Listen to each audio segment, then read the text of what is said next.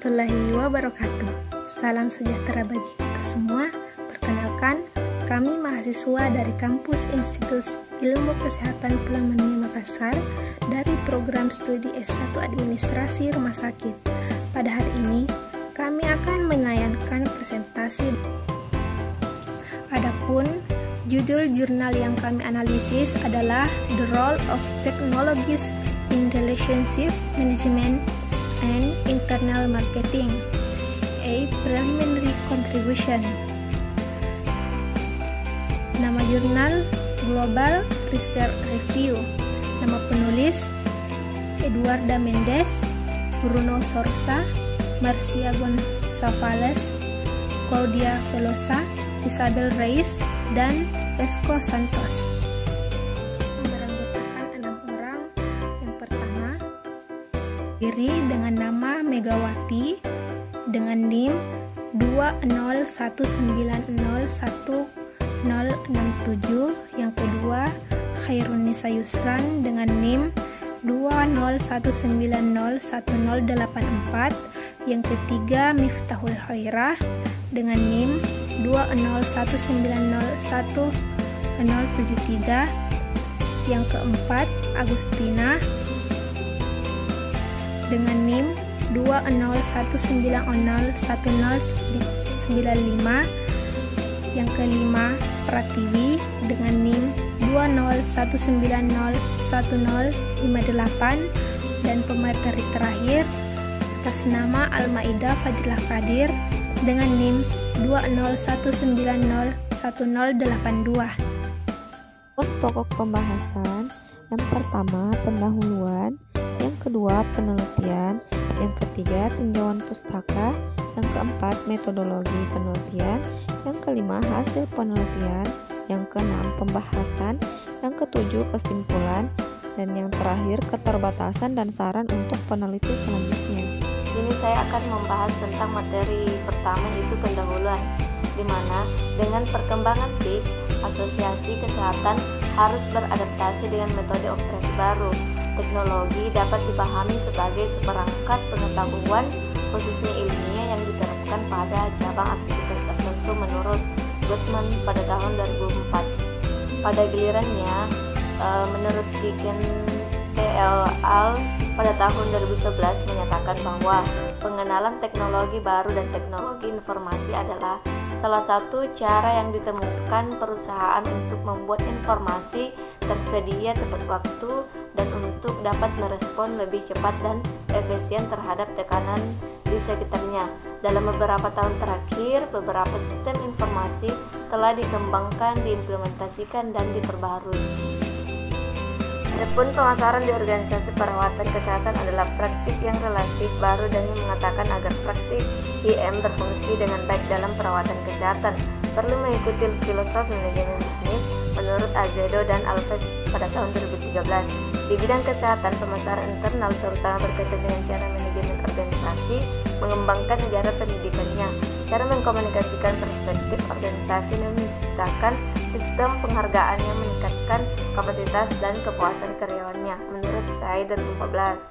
Menurut penulis yang sama, dalam penelitian yang dilakukan dalam kaitannya dengan perawat rumah sakit, ditemukan bahwa kegiatan manajemen yang digunakan dalam pelaksanaan pemasaran internal juga termasuk kegiatan untuk mengelola sumber daya manusia atau rumah sakit, menguraikan kebijakan penghargaan dalam kaitannya dengan upaya perawatan dalam pekerjaannya, dan ketika mereka mencapai tujuan kinerja organisasi yang diinginkan dan para pemimpin memenuhi kebutuhan kerja para profesional.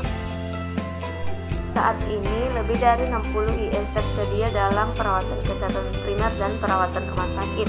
Tujuannya adalah meningkatkan kualitas penyediaan dan manajemen perawatan kesehatan, meningkatkan efisiensi dan memutakhirkan teknologi institusi kesehatan, dan meningkatkan pelayanan publik dengan dampak bagi warga dan profesional kesehatan menurut Kementerian Kesehatan pada tahun 2018.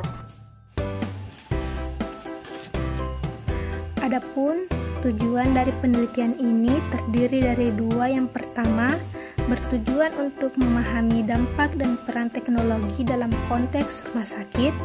dan dalam manajemen hubungan dan dari perspektif internal atau pemasaran internal. Dan berdasarkan studi kasus, investigasi juga bertujuan untuk menganalisis bagaimana komunikasi internal dilakukan antara karyawan serta karyawan dan manajer. Yang ketiga, tinjau pustaka, di mana tinjau pustaka terbagi menjadi dua bagian. Yang pertama, teknologi informasi kesehatan, yaitu rumah sakit sebagai unit organisasi telah mengadopsi sistem komputer untuk penggunaan sehari-hari dengan tujuan mengurangi kebutuhan operasional berbagai sektor dan layanan dan menyediakan integrasi timbal balik. SI harus memberikan informasi yang akurat, objektif, dan lengkap. Yang kedua yaitu pemasaran internal, di mana karyawan memiliki dampak yang sangat besar pada pembelian dan keputusan dari pihak pembeli, juga merujuk bahwa tujuan utama internal marketing atau IM adalah untuk memiliki karyawan yang termotivasi dan berorientasi pada pelanggan. Jika karyawan merasa puas dengan layanan yang diberikan oleh organisasi, mereka pasti akan memberikan jenis layanan yang sama. Yang keempat, metodologi penelitian. Mengikuti pendekatan kualitatif, wawancara semi terstruktur dilakukan dengan 5 karyawan lembaga kesehatan, 2 perawat, seorang pengacara, seorang analisis data, dan seorang teknisi komputer. Dan kelompok fokus dengan 8 karyawan juga dari Rumah Sakit Braga, 4 perawat, seorang teknisi komputer, seorang administrasi, seorang asisten operasional, dan seorang asisten teknis atau administrasi. Yang kelima, hasil penelitian. Manajemen kepemimpinan semakin memikul tanggung jawab dengan kepentingan khusus mengenai manajemen dan manajemen pemasaran internal, yaitu hubungan antara perusahaan dan karyawan yang dapat meningkatkan perasaan kasih sayang, kepuasan, dan loyalitas di tingkat tim manajemen.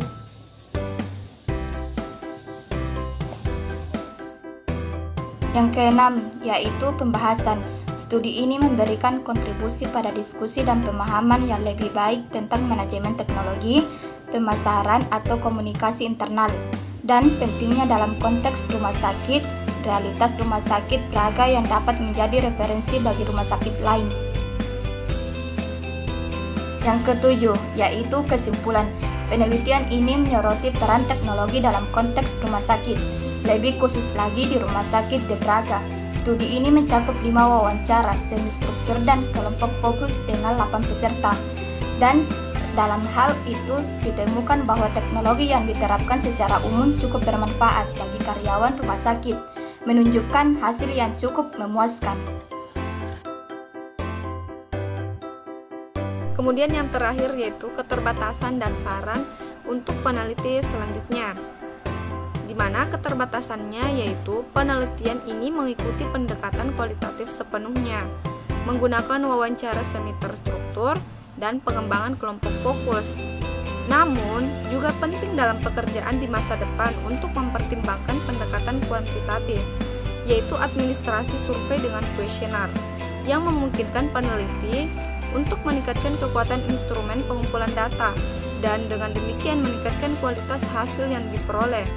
Ada kesulitan dalam menggeneralisasi hasil yang diperoleh karena sampelnya non-probabilistik dan tunduk pada konteks penyelidikan tertentu. Kemudian yang terakhir yaitu saran untuk peneliti selanjutnya, yaitu kisaran profesi kelompok fokus dan peserta wawancara harus lebih besar dan lebih beragam dengan fokus pada usia di atas 35 tahun. Disarankan juga untuk memperluas studi ke rumah sakit umum lain di negara ini untuk dapat membuat perbandingan data.